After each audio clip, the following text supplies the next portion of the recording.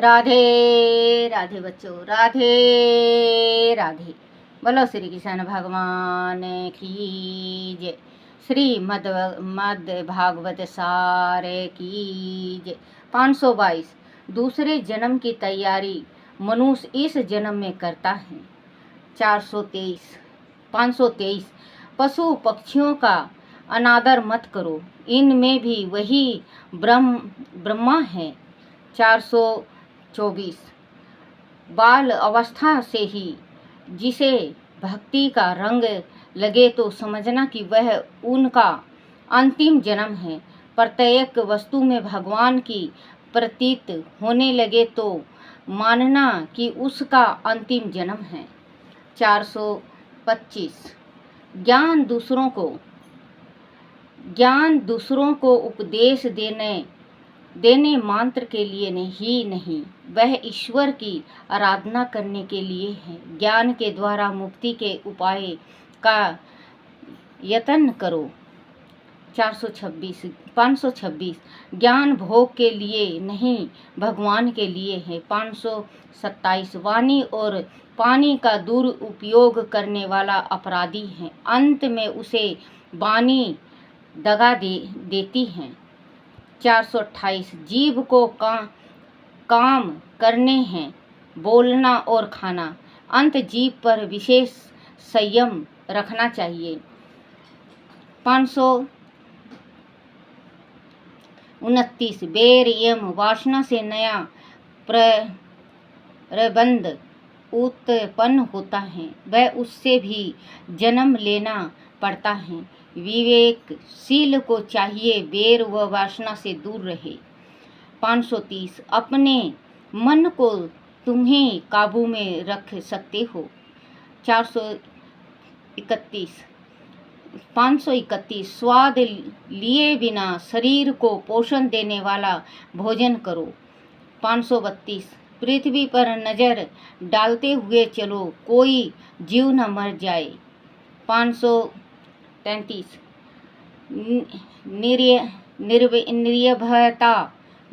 निर्भयता तभी आती है जब मनुष्य हमेशा भगवान का सानिध्य अनुभव करे महसूस करो, प्रभु हर स्थान पर मेरे साथ हैं।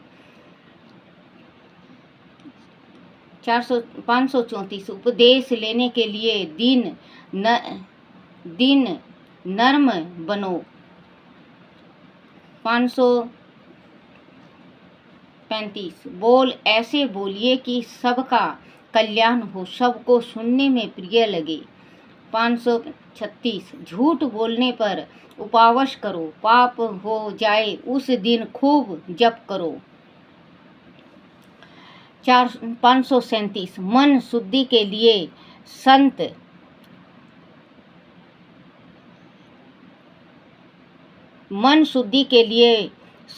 संत संगम करो, संत संगीत मद मंगल मूल। 538 पाप वासना अज्ञान से जगती है, अज्ञान का आधार मूल अहंकार है। 539 भगवान को जो प्राणों का अर्पण करते हैं वही पाप करने की इच्छा नहीं होती। प्रभु ऐसे भक्तों पर कृपा करते हैं, उन्हें अपना लेते हैं। 540 पापी मनुष्य भक्ति से जितना पवित्र होता है उतना साम दाम तप वैराग से नहीं होता। भक्ति का अपना विशेष महत्व है। 541 सतत श्वास प्रति श्वास में भगवान का स्मरण रहे तो पाप नहीं हो सकता। 542 अज्ञान का नाश ज्ञान से होता है, इस ज्ञान को निरंतर स्थायी रखने के लिए प्राणों को भगवान को अर्पण कर दो। अज्ञान नाश हो तब तक वासना का नाश नहीं होता, वासना का नाश न हो तब तक पाप नहीं रुकता। अज्ञान ही धर्म व मोक्ष में बाधक होता है। 543 इंद्रियों को रोकने से नहीं बल्कि प्रभु में लगाने से वासना का नाश होता है। प्रत्येक पल इंद्रियों को प्रभु में लगाने का प्रयत्न करो। 544 प्रभु के मंगलमय स्वरूप का ध्यान जप करने की आदत डालो। 545 सेवा जप ध्यान से तीनों नित्य करो। यह तुमसे ना होते हो तो एक साधना ढूंढ निष्ठा रखो। 546 परमात्मा के ध्यान में मन शुद्ध होता है। नित्य ध्यान करो। ध्यान में एकाग्रस्त ना हो तो नाम स्मरण की आवश्यकता है। वह भी ना हो तो आप एक को अपनाएं। नित्य प्रति पल ध्यान व नाम का अभ्यास करें। 547 जो नाम का आश्रय रखता है उसे एक दिन जरूर साक्षात्कार होता है।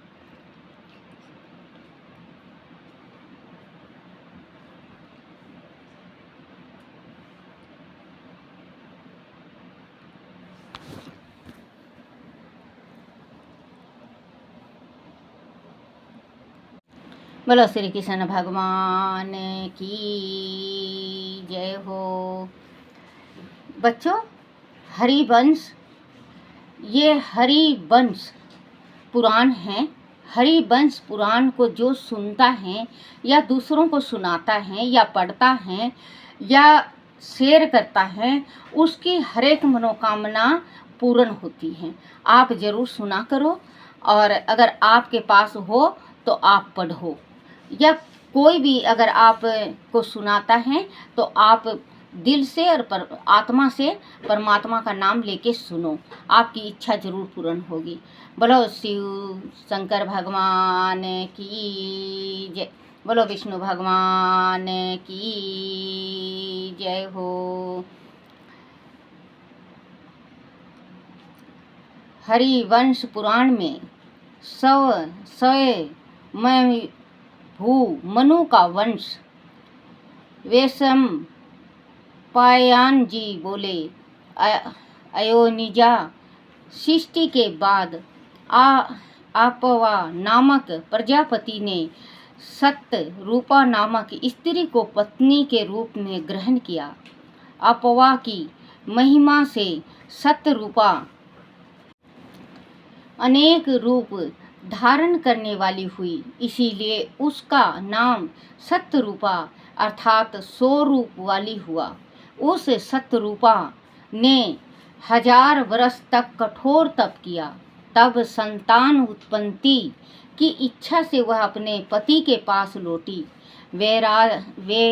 वैराज नामक उसका वीरवान पति ही स्वयं मैं भू मनु कहलाए। उनके 71 युगों के काल को मानव अवतार कहते हैं। वैराज मनु और सत्यरूपा से वीर नामक पुत्र हुआ। वीर ने कंपा नाम पुत्री को उत्पन्न किया। कंपा के 2 पुत्र प्रियव्रत तथा उतान पद हुए। प्रजापति कर्दम के भी प्रियव्रत तथा उतान पद हुए। कर्दम के भी कंप्या नामक पुत्री थी। उसके 4 पुत्र सम्राट विराट कृक्ष वह प्रभु हुए जो विप्रवत के संसर्ग से उत्पन्न हुए थे। उतान पद को प्रजापति अत्रि ने पुत्र रूप में ग्रहण किया। बाद में उतान पद ने सुनुता नामक स्त्री से ध्रुवा कीर्तिमान, शिव और यश यश सवेती यह 4 पुत्र उत्पन्न किए। वह सुनीता धर्म की कन्या थी, जो अवश्य मेघ यज्ञ से उत्पन्न हुई थी। आगे चलकर ध्रुव ने 3000 देव वर्ष तक भगवान विष्णु की तपस्या कर परम पद प्राप्त किया था, जो कि उपमा रहित और अचल हैं। हे राजन, इस ध्रुव के तप की महानता तथा प्राप्त हुए ऐश्वर्य से प्रभावित होकर दैत्य गुरु शुक्राचार्य ने भी ध्रुव की भूरी भूरी प्रशंसा की थी। कालांतर में ध्रुव ने शंभु नामक स्त्री से भय और शिष्ट नामक 2 पुत्र उत्पन्न किए। शिष्ट ने मुछमा नामक स्त्री से रिपुंजय, विकल और विकल तेज नामक 5 पुत्र उत्पन्न किए। रिपु ने बहुती नामक स्त्री से तेजस्वी चाक्षुषा नामक पुत्र को उत्पन्न किया। वरिण की पुत्री पुष्करणी से चाक्षुष ने मनु को उत्पन्न किया। मनु ने प्रजापति अरंड की पुत्री नरवाला से पुरु 7 घुमन तपस्वी सत्यवान कवि अग्नि सष्टुत अतिरात्र सुघुमन तथा अभिमन्यु नामक 10 पुत्र उत्पन्न किए। अग्निसुता महाप्रभा द्वारा उरु ने अंग, सुमना, अखालती, क्रतु, अंगिरा तथा गाय नामक 6 पुत्र और अंग ने सुनीता से बेन नामक 1 ही पुत्र उत्पन्न किए। वह बेन देवद्रोही हुआ। ऋषियों द्वारा बेन की दाहिनी भुजा का मथन करने से पिथु उत्पन्न हुए।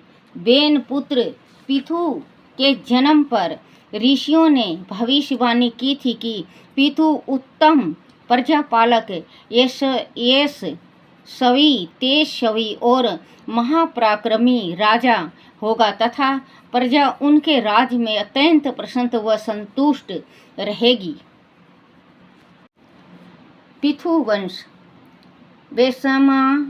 वैशंपायन जी ने आगे कहा, हे श्रेष्ठ भारतवंशी राजसूय यज्ञ द्वारा अभिषिक्त होने वाले राजाओं में पिथु प्रथम था। पिथु द्वारा किए यज्ञ की अग्नि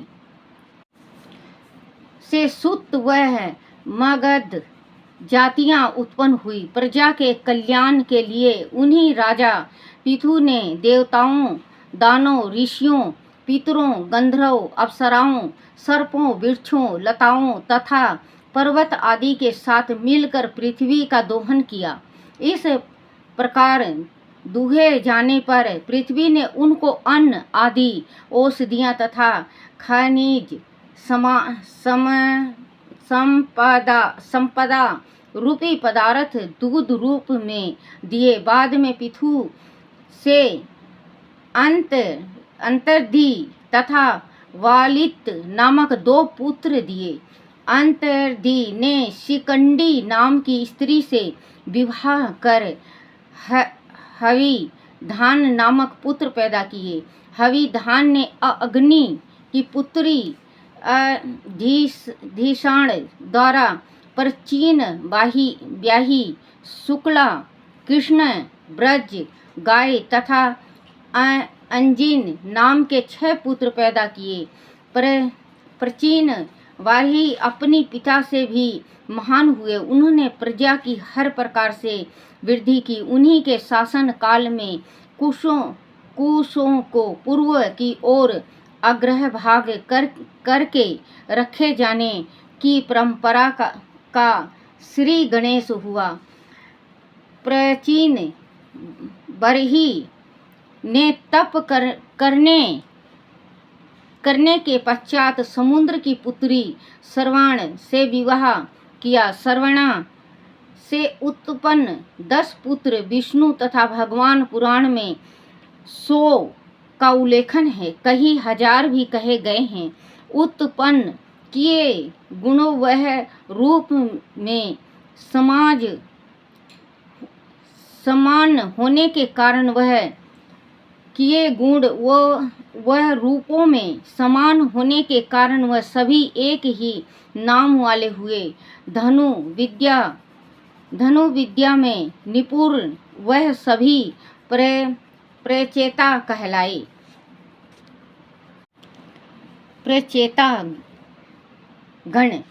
प्रचेता गणों ने समुद्र के भीतर ही रहकर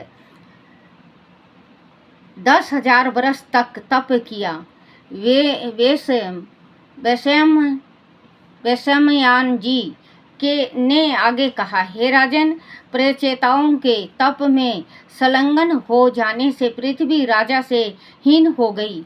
प्रजाओं का रक्षक न होने से संपूर्ण पृथ्वी को वृक्षों ने इस प्रकार ढक लिया कि प्रजाएं नष्ट होने लगी। आकाश व पृथ्वी का समपर्क पृथ्वी से घिर जाने के कारण टूट गया। न तो पृथ्वी पर तब हवा ही चल पाती थी, न प्रकाश व ऊष्मा ही आती थी। अंत प्रजा नष्ट होने लगी। 10,000 वर्ष तक पृथ्वी अंधकार में डूबी रही। जब प्रचेताओं को यह ज्ञात हुआ तो वह तप छोड़कर समुद्र से बाहर आए और क्रोधित होकर अपने मुख से छोड़ी अग्नि तथा आयु द्वारा वृक्ष को सुलग कर जलाने लगे। इस प्रकार जब बहुत थोड़े से वृक्ष रह गए तब वृक्षों वह वनस्पतियों के राजा सोम की प्रार्थना पर वह शांत हुए। तब सोम ने वृक्षों की कन्या परिषा से प्रचेताओं का विवाह किया। सोम के तेजस तथा प्रचेताओं के तेजस से संयुक्त मारिसा चंद्र वंश को बढ़ाने वाली हुई। बोलो सियापति रामचंद्र भगवान की जय। बोलो विष्णु भगवान की जय। श्री कृष्ण गोविंद हरे मुरारी, हे नाथ नारायण वासुदेवाय, हे नाथ नारायण वासुदेवाय, हे नाथ नारायण वासुदेवाय। बोलो श्री कृष्ण भगवान की जय हो। हे मेरे भगवान, हे मेरे परमात्मा, हे मेरे कान्हा, मेरे से कोई भूल होगी हो, कोई टूटी हो, कोई गलती हो, मुझे क्षमा करना, क्षमा करना, क्षमा करना। छोटे से लड्डू गोपाल की जय। अपने अपने माता पिता की जय हो। अपने अपने गुरुदेव महाराज की